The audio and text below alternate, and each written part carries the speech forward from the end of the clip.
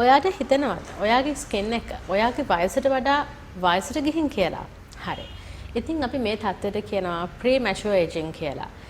මේ premature aging කියන තත්ත්වය ඇත්තටම අපිට අඳුන ගන්න පුළුවන් වෙන්නේ අපේ හැම අපේ වයසට වඩා wrinkles ඇවිල්ලා තියෙනවා නම් එහෙම නැත්නම් fine lines එන ගතිය වැඩි නම් ඒ වගේම අපේ skin එක පොඩ්ඩක් එල්ලා වැටෙන්න ආරන්න නම් ඒ වගේම ඔයාගේ මුනේ aging spots වගේ ඒවා එන්න පටන් අරන් නම් ඔයාගේ වයසට කලින් අපි කියනවා මෙන්න මේ තත්ත්වයට premature aging කියලා.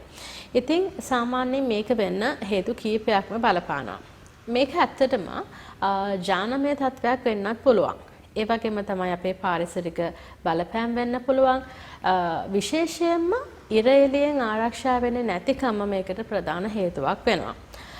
සාමාන්‍යයෙන් UV rays වලින් අපේ skin එකේ තියෙන collagen ඒ වගේම elastin fiber වගේ දේවල් විනාශ වෙනවා.